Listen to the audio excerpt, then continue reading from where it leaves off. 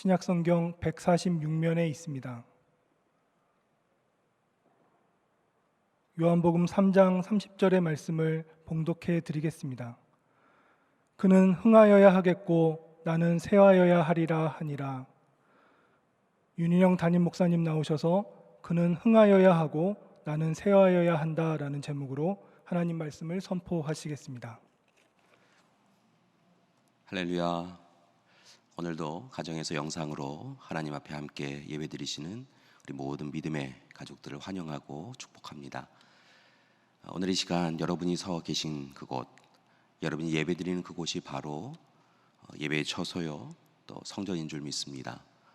하나님께서 우리 가운데 임재하시고 좌정하여 주셔서 함께 예배드리지는 못하지만 하나님께서 우리와 함께 하심을 보여주시고 또한 우리의 힘듦과 어려움을 위로하여 주시고 이제 또한 하나님이 이루실 일들을 기대하며 기도하게 해주실 줄 믿습니다. 바라고 나기는 오늘 이 시간 하나님, 우리와 함께 하시는 하나님을 통하여서 위로를 받고 평안을 누리고 새로운 소망을 가지는 시간 되기를 간절히 기도드립니다. 마가는 마가복음 1장 1절에서 하나님의 아들 예수 그리스도의 복음의 시작이라로 시작하여서 마가복음의 전체의 말씀을 통하여서 예수 그리스도의 삶과 죽음 그리고 부활하심을 우리에게 전하며 우리에게 하나님의 좋은 소식이 온전히 이루어졌음을 이야기하고 있는 것을 볼 수 있습니다.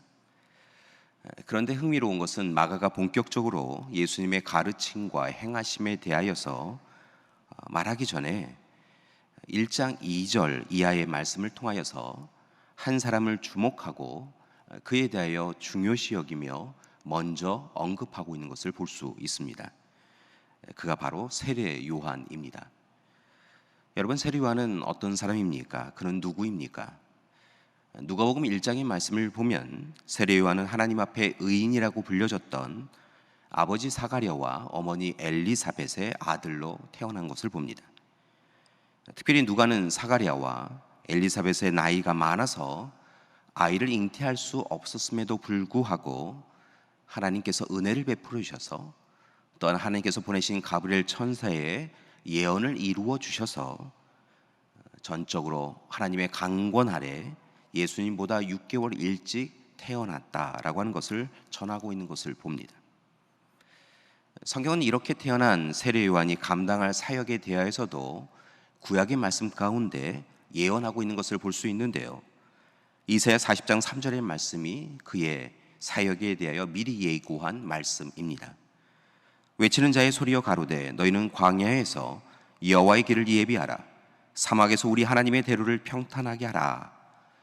여기에서 여호와의 길을 예비하는 사람, 하나님의 대로를 평탄하게 하는 사람이 바로 세례 요한인 것을 볼 수 있습니다. 출애굽기 23장 20절의 말씀, 내가 사자를 내 앞서 보내어 길에서 너를 보호하여 너를 내가 예비한 곳에 이르게 하리니 라고 하는 말씀과 말라기 3장 1절의 말씀, 만군의 여호와가 이르노라, 보라 내가 내 사자를 보내리니 그가 내 앞에서 길을 준비할 것이요 또 너희의 구하는 바 주가 갑자기 그의 성전에 임하시리니 곧 너희가 사모하는 바 언약의 사자가 임하실 것이라 라고 하는 말씀을 보면 결국은 메시아 오심을 준비하고 예비하고 전하는 사자로서 세례 요한을 또한 예고하고 있는 것을 볼 수 있습니다. 그리고 이렇게 구약의 예고, 예언의 말씀처럼 광야에 외치는 자의 소리, 길을 예비하고 하나님의 대로를 평탄하게 하는 자, 하나님의 사자로 이 땅에 보냄을 받은 세례 요한은 마침내 하나님이 그를 부르시자 광야로 나와서 백성들에게 하나님의 심판이 가까워 왔음을 선포하며 속히 회개하고 돌이켜서 하나님 앞에 섬을 통하여 구원을 받자라고 외치는 것을 볼 수 있습니다. 그리고 하나님의 어린 양, 성령과 불로 세례를 베푸실 분이신 메시아의 오심을 소망하며 하나님의 자녀답게, 하나님의 백성답게 새로운 삶을 살아가자라고 촉구하고 있는 것을 볼 수 있습니다. 감사한 것은 약대터로 옷을 입고 허리에 가죽띠를 띠고 메뚜기와 석청을 먹으며 살았기에 당대의 엘리야라고 불렸던 그가 하나님의 말씀을 선포하고 외치자 사람들이 깨어났다는 것입니다. 그리고 백성들이 새로운 삶을 결단한 것이지요. 하나님 앞에 그들의 행한 죄를 회개하고 돌이켜서 하나님의 사람으로 살기로 작정하는 것을 볼 수 있습니다. 특별히 세례 요한은 소위 세례 운동을 펼친 것을 볼 수 있는데요. 요단강에서 회개의 증거로 그가 세례를 베품에 그들이 기뻐하며 백성들이 나아와서 그들의 죄 사함의 회개의 증거로 세례를 받기를 청하였던 것을 성경은 기록하고 있는 것을 봅니다. 그런데 이렇게 하나님 앞에 하나님의 사람으로 다시 서고자 하는 백성들의 모습을 기뻐한 것이 아니라 이 세례 요한의 세례 운동을 그리고 그들 앞에 나아오는 백성들을 기뻐하지 아니한 사람들이 있었다라고 성경은 기록하고 있습니다. 먼저는 제사장을 비롯한 종교 지도자들이 이 일을 기뻐하지 않았습니다. 그들은 세례 요한이 단순히 정결례의 일종이 아니라 회개의 증거로 세례를 베푸는 것을 못마땅하게 여겼습니다. 왜냐하면 제사장과 종교 지도자들의 입장에서 보면 죄사함은 오직 성전에서 제사장의 도움을 받아 죄인들이 각각 그들의 죄에 알맞는 대속제물 바침을 통하여서 죄사함을 받는 것이다 라고 생각해 왔는데, 이 시간 세례 요한은 그렇지 아니하고 하나님 앞에 그들의 죄를 회개하면 그 회개함을 통하여서 증거로 세례를 받음을 통하여 하나님 앞에 온전히 설 수 있다라고 이야기하고 있었다는 것입니다. 특별히 세례 요한을 종교적 지도자들이 싫어했던 이유는 이 제사장들을 비롯한 종교 지도자들이 굳어진 종교 체제를 통하여서 배타적이고 독점적인 유익을 취하고 있음을 이 세례 요한이 방기하지 않았기 때문인 것입니다. 그리고 그들의 허물을 드러내며 독사와의 자식들과 같다라고 이야기하며 이 지도자들을 거부하였기 때문인 것이지요. 그리하여 종교 지도자들은 세례 요한을 핍박하기 시작합니다. 또한 분봉왕 헤롯을 비롯한 정치 지도자들도 세례 요한을 불편해했던 것을 봅니다. 특별히 헤롯 왕은 그의 동생 빌립의 아내인 헤로디아를 가로채서 부인으로 삼았는데, 이 일에 대하여 백성들 앞에서 세례 요한은 그 일이 하나님이 기뻐하시는 일이 아니다, 옳지 않다라고 이야기하며 꾸짖었던 것을 봅니다. 이 일로 인하여 헤롯 왕을 비롯한 정치 지도자들은 세례 요한을 못마땅하게 여겼습니다. 특별히 성경의 말씀을 보면 종교 지도자들이든 정치 지도자들이든 공히 세례 요한을 기뻐하지 않았던 이유가 한 가지 있는 것을 볼 수 있는데, 그것은 자신들의 지위와 특권을 무너뜨릴 수 있는 메시아가 곧 오신다라고 하는 이 소식을 예고하였기 때문에 그렇습니다. 마가복음 1장 7절과 8절의 말씀입니다. 나보다 능력 많으신 이가 내 뒤에 오시다니 나는 굽혀 그의 신발끈을 풀기도 감당하지 못하겠노라. 나는 너희에게 물로 세례를 베풀었거니와 그는 너희에게 성령으로 세례를 베푸시리라 라고 예고하고 있는 것을 봅니다. 오랫동안 이스라엘 백성들이 기다렸던 메시아, 참으로 하나님의 나라를 새롭게 재건하고 하나님의 나라를 이 땅 가운데 이루리라 라고 했던 그 메시아께서 오신다라고 하는 그 말씀을 통하여 자신들의 지위와 위치가 흔들린다라고 생각하였던 정치, 종교 지도자들은 이 세례 요한을 거부하고 거절하고 외면하였다는 것입니다. 그러나 그들이 그러한 가운데 핍박과 억압을 하였음에도 불구하고 세례 요한은 오직 하나님만을 바라보며 하나님이 맡겨주신 사역을 기쁨으로 여기고 힘써서 말씀을 선포하고 사람들에게 세례를 베풀었던 것을 볼 수 있습니다. 그러던 어느 날 마태복음 3장의 말씀을 보면 세례 요한이 세례를 받기 위하여 자신에게 오시는 예수님을 만나게 되는 것을 봅니다. 세례 요한은 예수님께 이 일이 부당하다라고 이야기합니다. 자신이 세례를 받아야지 예수님께서 자신에게 세례를 받는 것은 옳지 않다라고 이야기하며 거절하지요. 그러나 예수님께서 하나님의 뜻을 이루는 것이 옳다라고 이야기하시는 것에 말씀을 순종하여서 예수님께 세례를 베풉니다. 그때 하나님의 성령이 비둘기같이 예수님께 임하시고 하늘에서부터 예수님에게 내 사랑하는 아들이요 내 기뻐하는 자다라고 하는 하나님의 음성을 듣게 되어지는데, 아마도 그곳에서 세례 요한도 하늘로부터 들려오는 음성에 귀를 기울이고 그의 마음이 뜨거워졌으리라 생각을 합니다. 이처럼 세례 요한은 외치는 자로서, 하나님의 사역을 맡은 자로서, 그리고 메시아신 예수님의 오심을 전하고 예수님이 오실 길을 예비하고 준비하는 자로서 세상 사람들에게 하나님, 살아 역사하시는 하나님께서 우리를 사랑하셔서 메시아를 보내주시는 귀한 그 선포의 말씀을 전함을 통하여서, 그렇게 하나님이 예수 그리스도를 통하여서 이루어져 가고자 하시는 일을 본격적으로 시작할 수 있도록 그 디딤돌을 역할을 해나가는 것을 볼 수 있습니다. 그리고 마침내 세례 요한의 애쓰고 수고함을 통하여 예수님의 공생의 사역이 시작되어진 것이지요. 예수님은 세례 요한과 함께 이 세례 운동에 함께 참여하신 것을 봅니다.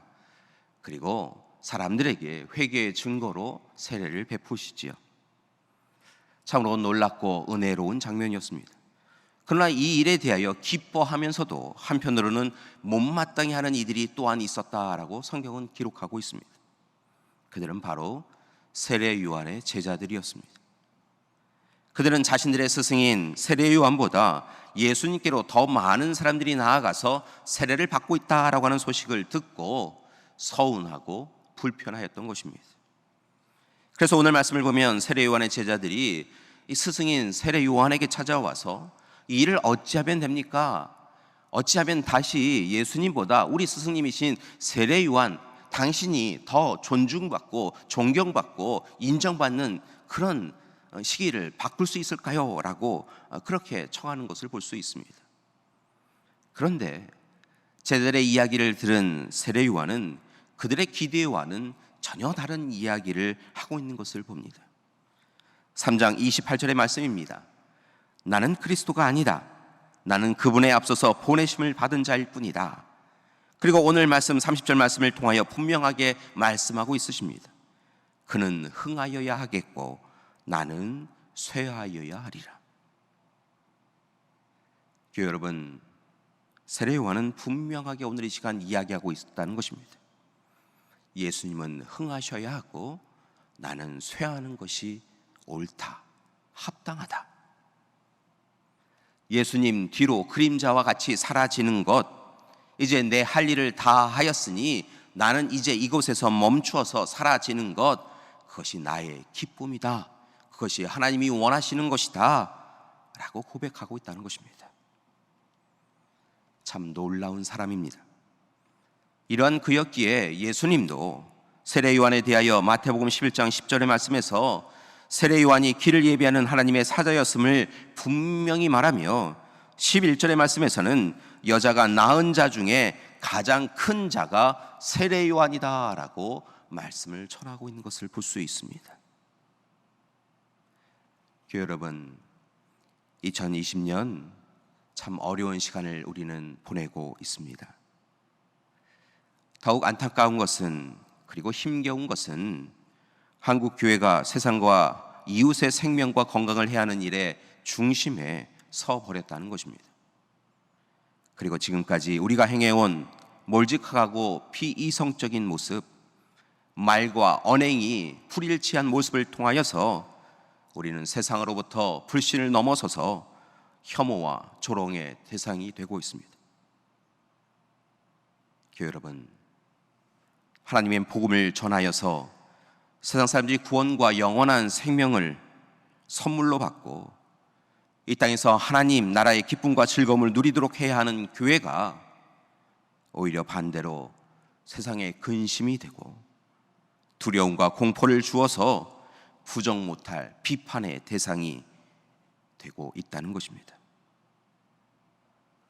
어쩌다 우리가 이렇게 되었을까요? 그리고 이제 우리는 이 심각한 교회의 현실을 어떻게 바꿀 수 있을까요? 사는 교회 여러분, 오늘 이 시간 부탁드립니다. 여러분이 다시 세례 요한이 되어 주십시오. 그리고 이를 위하여서 세례 요한의 고백과 결단을 이 시간 품으시는 여러분이 되기를 소망합니다. 예수님은 흥하여야 하겠고 우리는 쇠해야 합니다. 사랑하는 교회 여러분, 예수님은 사셔야 하고 우리는 죽어야 합니다. 예수님은 성공하시고 우리는 실패하기 위하여 몇 가지를 제안합니다. 보암직 먹음직한 물질 중심의 삶을 이제는 버리시고 오직 하나님 말씀 중심으로 절제와 겸손의 삶을 살아가시기 바랍니다. 불의하고 부정한 삶, 그냥 우리만 눈 감으면 모르겠거니 생각하며 살아왔던 우리의 삶을 버리고 하나님의 정의와 공의를 이 땅 가운데 이루며 살아가야 합니다. 타인을 정죄하고 구분하는 편견과 혐오를 벗어나서 하나님이 우리에게 허락하여 주신 가족과 이웃과 형제와 자매를 존중하고 이해해야 합니다. 틀림에 대하여서는 단호하되 다름에 대해서는 화해와 일치를 이루어 가야 될 줄 믿습니다. 사람이 중심인 교회가 아니라 사람의 의견이 이루어지는 교회가 아니라 하나님의 임재와 현존이 우선되는 교회, 오직 하나님의 뜻이 성취되어지는 교회가 되어야 될 줄 믿습니다. 사람의 지식과 경험이 삶을 이루어가는 것이 아니라 하나님의 마음, 하나님의 뜻, 하나님의 생각이 우리의 삶을 이끌어 가야 합니다. 그것이 옳습니다. 사랑하는 교회 여러분, 이 시간 다시 결단을 부탁드립니다. 예수님은 흥하고 우리는 쇠해야 합니다.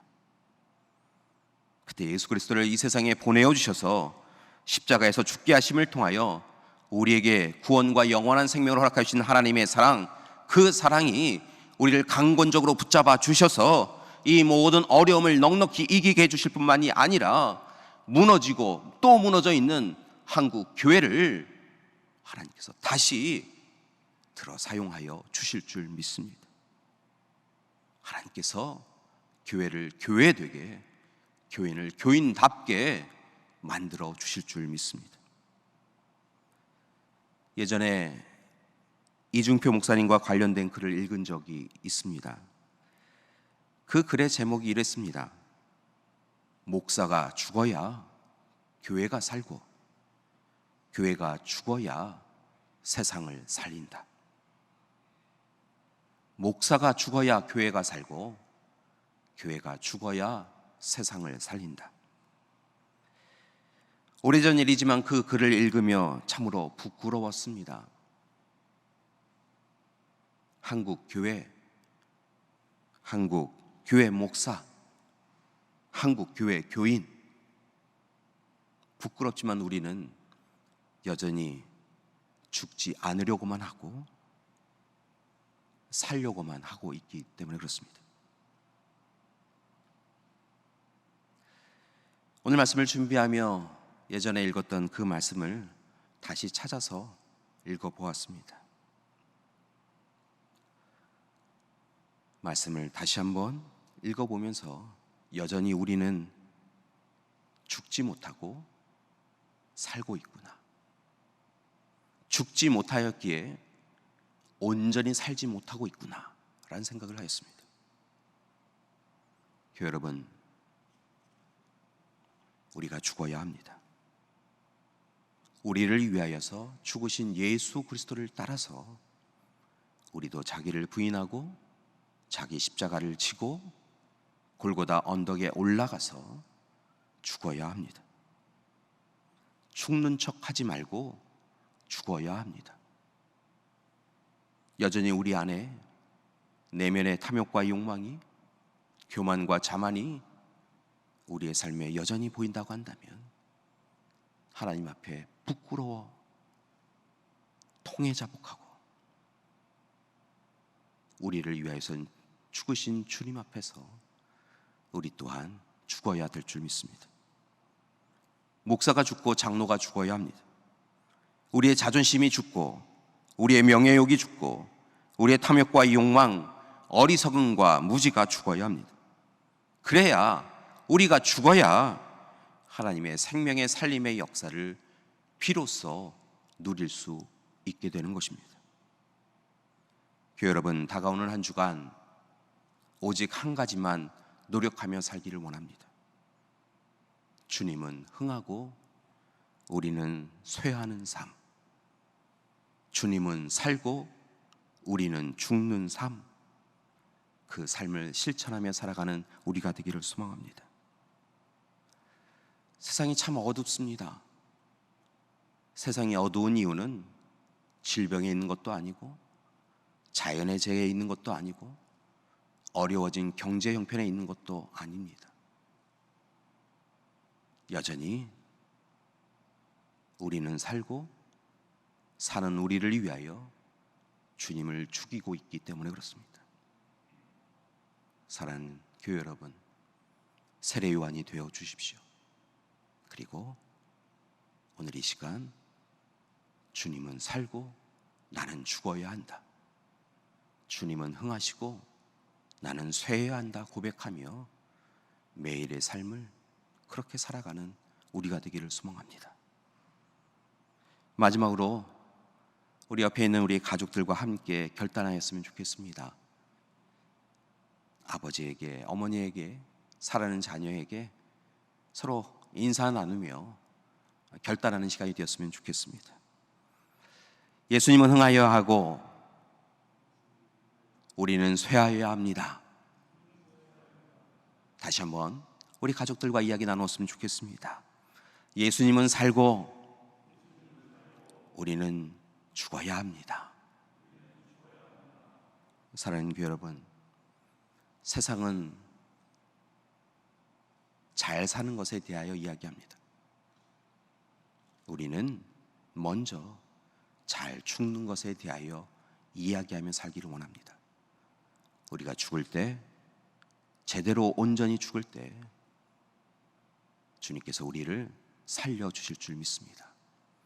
그리고 이렇게 어려워진 한국을, 한국 교회를, 이 세상을 다시 온전히 세워주실 줄 믿습니다.